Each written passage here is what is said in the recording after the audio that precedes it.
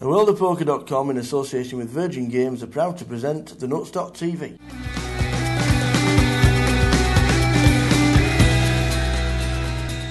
In Luton, last week we were on a break and we were wandering around. I ended up wandering through the card room and I'm wandering around. I saw this guy multi-tabling online poker. I was amazed.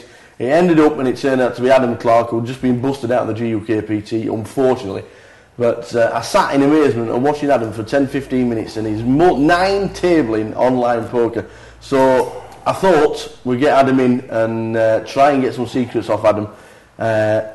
Apparently everybody's a winner at online poker, but they can't be, because for every winner there's got to be a loser.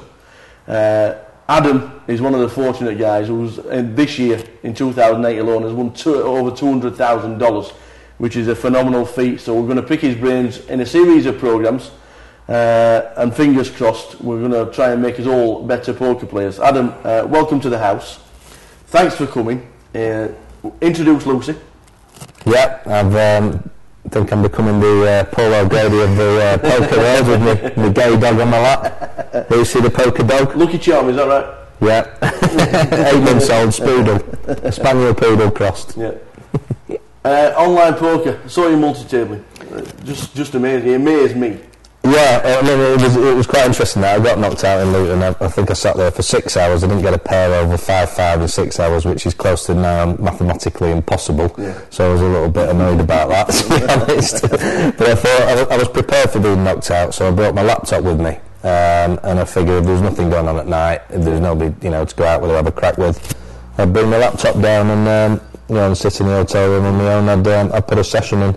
So you're fortunate enough that the guys actually let you play in the casino? Yeah, I didn't think they would really. Otherwise I'd have played at the hotel, but I asked them and they said that's the feature that the Grosvenors, they allow it now. They let you play poker in the casino, which was quite surprised at, really. Yeah. Well, so I said I'll buy drinks and whatnot, because you think that would be taking money away from the tables, but I think that's a really good policy. It stopped me going home anyway. Yeah. Well, start from the very beginning. How on earth did you get into online poker?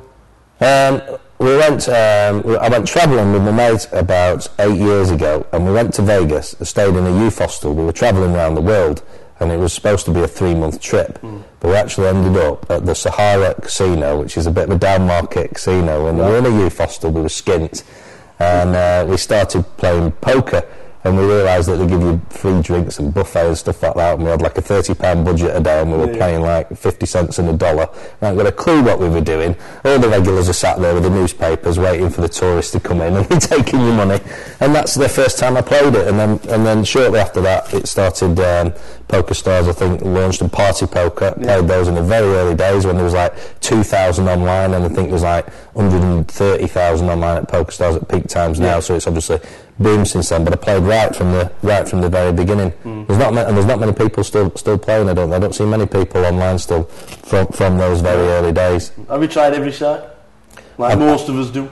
I've tried a lot of sites. Pretty much over the last 5 years, I've been in and out of every site. To be honest. Well, what we aim to do over the course of probably a 6-month period is actually get you in, watch your multi-tabling, try and pick your brains to see how and why and why you are so successful at online poker. Because a lot of guys out there think that if the guys that are winning hundreds of thousands of dollars like you are doing yourself, they've got to be doing something. They're cheating. They're getting to the back of the programs. Blah blah blah. We've heard all the stories, but it's just not true.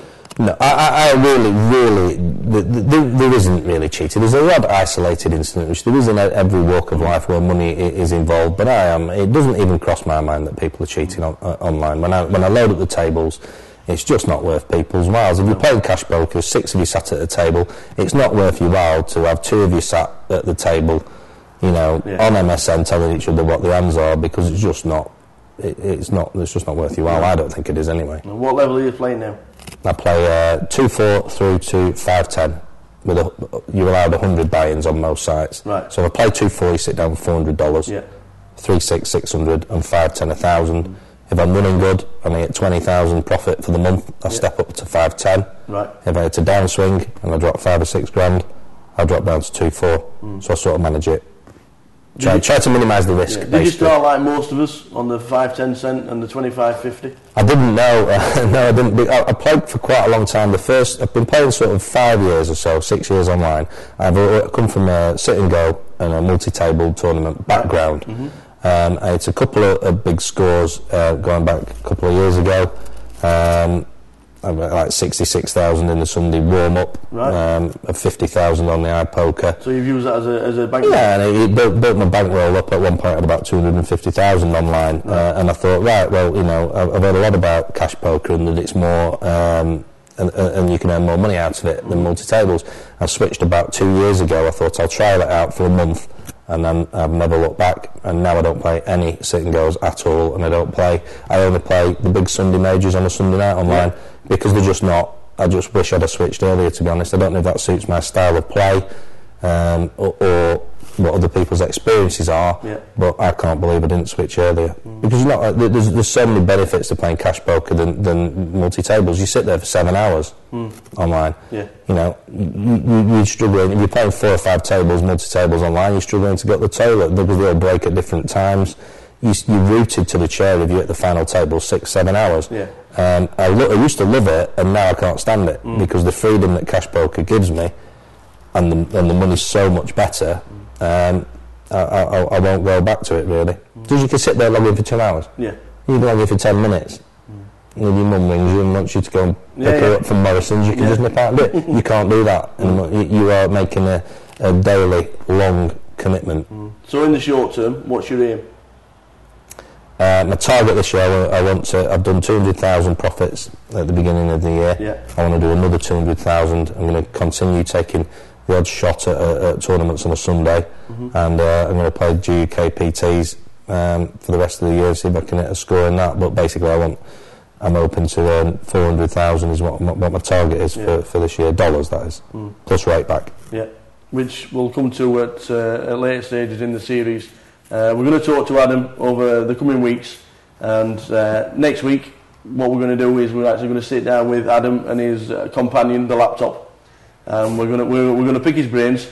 If you've got any questions, email me, phil@aworldofpoker.com, or you can go to Adam's blog, which is www.clarkatroid.com. If you want it spelling out, it's CLARKATROID, Clarkatroid. This guy's got a blog, very interesting read. But in the coming months on the World of Poker and the Nuts.tv, what we're going to do is pick this guy's brains, and fingers crossed we'll get some tips from this guy.